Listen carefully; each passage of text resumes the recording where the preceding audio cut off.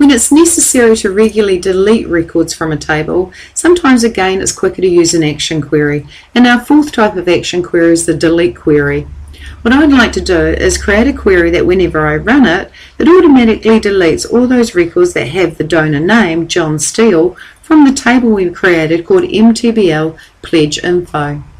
So I'm going to start by creating and hitting the Create tab in the ribbon and choosing Query Design, creating a query.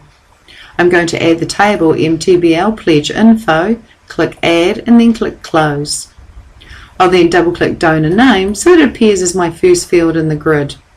And then I want to choose the delete query, which is up here in the ribbon in the query type group. When I choose the delete query, I then get to say the criteria. And I want to delete where the donor name says John Steele.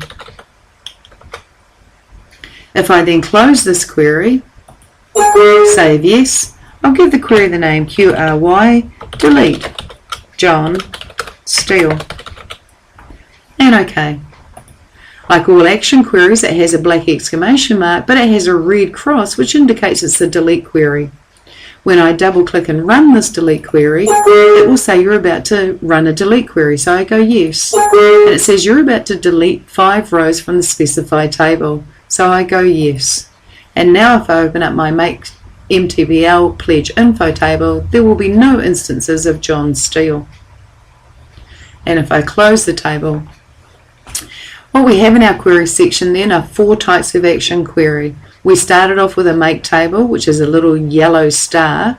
We then went on to an update query, which has a little yellow pencil. And then we went to an append query with the green plus and a delete query with a red cross. So often I'll delete data that's old, but prior to doing that I may have appended it to an archive table, just so that one table remains nice and slim and trim.